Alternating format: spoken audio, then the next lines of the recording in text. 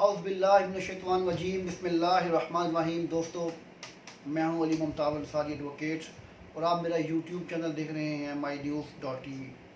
اور اگر آپ نے ابھی تک میرا یوٹیوب چینل سبسکرائب نہیں کیا تو میری آپ سے گزارش ہے کہ فوراً سبسکرائب کریں اور ساتھ دی گئی بیل آئیکن کو ضرور دبائیں تاکہ میری آنے والی ہر نئی ویڈیو آپ تک پہنچتی رہے۔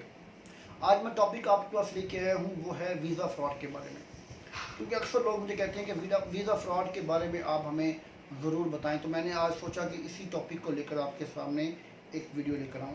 تو امیگریشن آرڈیننس 1979 کے تحت کوئی بھی شخص بغیر لائسنس کے کسی بھی شخص سے اس کو بیرون ملک بھجوانے کے لیے نہیں کہہ سکتا اور نہ ہی اس کو بیرون ملک بھجوا سکتا ہے، نمبر ایک۔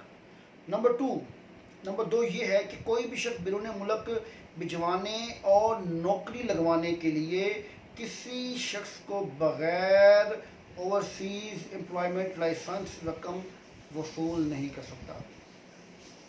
اگر کوئی شخص بغیر لائسنس کے رقم وصول کرتا ہے یا کسی کو بیرون ملک نوکری لگوا کر دینے کا جھانسا دے کر اس سے پیسے وصول کرتا ہے، اس سے پاسپورٹ لیتا ہے، تو ایسا عمل غیر قانونی ہے اور قابل گرفت ہے اور جرم ہے۔ یہاں پر میں آپ کو بتاتا چلوں کہ ایسے جرم جو کہ ویزا فراڈ کے متعلق ہوں گے، اس کی کارروائی صرف اور صرف FIA کر سکتی ہے، فیڈرل انویسٹیگیشن ایجنسی FIA کے پاس اختیار ہے کہ اس طرح کے معاملات کو وہ ڈیل کرتی ہے۔ FIA نے پاکستان میں مختلف جگہوں میں مختلف شہروں میں اپنے دفاتر قائم کیے ہوئے ہیں۔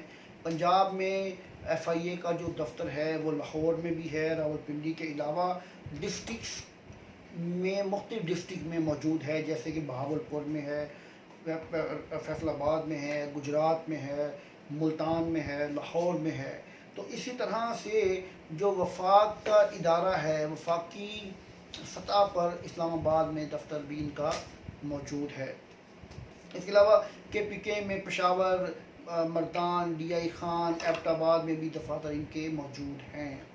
سندھ میں کراچی، سکھر میں FIA کے دفاتر موجود ہیں، بلوچستان میں کوئٹہ میں ان کا دفتر بھی موجود ہے۔ اچھا، اب اس میں کارروائی کس طرح سے کی جا سکتی ہے؟ اگر کوئی شخص آپ سے ویزا کے متعلق بات کرتا ہے تو سب سے پہلے آپ اس کا لائسنس ویریفائی کریں، لائسنس دیکھیں کہ کیا اس شخص کے پاس لائسنس موجود ہے، کیا یہ مجھے بیرون ملک بھیجنے کی اتھارٹی رکھتا ہے۔ ورنہ آپ کسی بھی صورت کسی شخص پر اعتبار مت کریں، اس کو پیسے مت دیں، اس کو پاسپورٹ اس کے حوالے نہ کریں۔ اگر آپ ایسا عمل کرتے ہیں تو وہ فراڈ کے زمرے میں جائے گا، آپ کے ساتھ فراڈ ہو جائے گا۔ اس کی کوئی گارنٹی نہیں ہوتی کہ وہ آپ کو ویزا لگوا کے وہاں پر نوکری بھی دلوائے گا۔ اگر کسی کے ساتھ ویزا فراڈ ہو جائے تو وہ کیا کرے گا؟ اس کی کارروائی کے لیے وہ ایک سادہ کاغذ پر اپنا احوال بیان کر کے، احوال تحریر کر کے دو گواہوں کی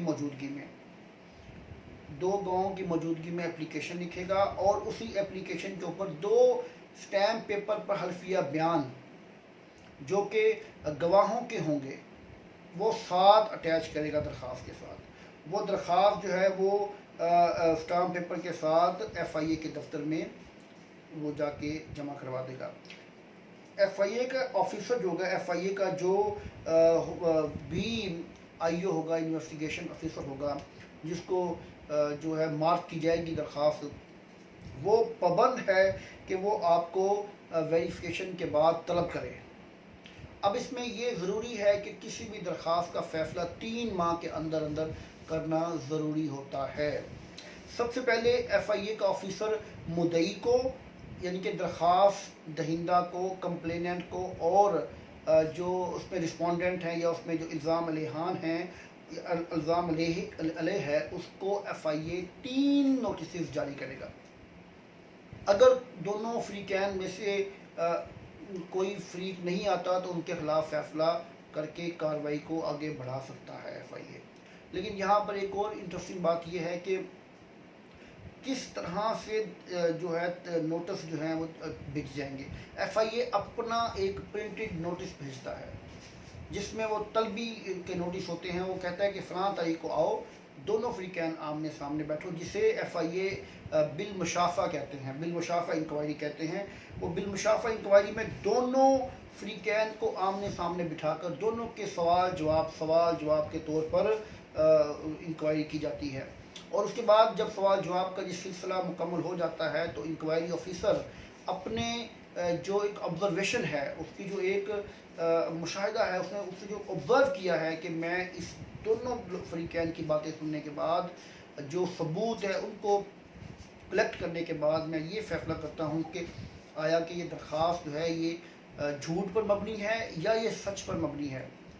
अगर झूठ पर मबनी होगी तो दरख्वास्त खारिज करने का इख्तियार भी IO के पास मौजूद है और FIR के लिए भी ऑर्डर कर सकता है या दरख्वास्त और अपना FIR के लिए भी आगे दरख्वास्त भिजवा सकता है। तो ये बहुत सिंपल सी बात है, इसमें कोई ऐसी मतलब कि कोई ख़ास मुश्किल बातें नहीं हैं FIA के मामलात में। लेकिन ख़ास ख्याल ये करना है कि लाइसेंस और उसके अलावा पेमेंट जो है वो इस मोड में दें कि कल को सबूत बाकी रहे। कि आप अगर किसी के साथ किसी को वीज़ा के लिए पैसे देते हैं तो उसको चेक के थ्रू पैसे दें, उसके अकाउंट में पैसे भिजवाएं, या कोई ऐसा सिलसिला ज़रूर हो कि जिसमें कल को आपको अगर कोई परेशानी बने तो आप साबित कर सकें कि आपने पेमेंट दी है। और यहाँ पर मैं आपको बता दूँ कि इसके अलावा इस तरह के केस को सुनने का इख्तियार जो स्पेशल जो कोर्ट्स हैं FIA की, उनके पास इख्तियार है। अगर कोई FIR होती है किसी के ऊपर तो उसका सिलसिला वही है जो मतलब कि CRPC में क्लियर किया गया है। तो इसी तरह से उसको इन्वेस्टिगेशन होती है, उसको गिरफ़्तारी होती है, उसके बाद उसकी रिमांड पे भेज देते हैं। उसकी मुकम्मल इंक्वायरी के बाद उसकी जो कहते हैं कि कोई चीज़ बरामदगी होती है तो वो डालते हैं, कोई रकम बरामद हुई, कोई पासपोर्ट बरामद हुए, कुछ और डाटा रिकवर किया, डाटा रिट्रीव किया, जो कुछ भी है वटेवर, वो चीज़ें लेकर उसके बाद उसकी फाइंडिंग मुकम्मल की जाती है। और इसका जज़ा सज़ा का फ़ैसला भी स्पेशल कोर्ट्स FIA ही करते हैं। दोस्तों, मुझे उम्मीद है कि आपको मेरी आज की ये वीडियो पसंद आई होगी। आप तमाम दोस्त अपना और अपने दोस्तों का, अपने घर वालों का बहुत ख्याल रखिएगा। अल्लाह हाफ़िज़।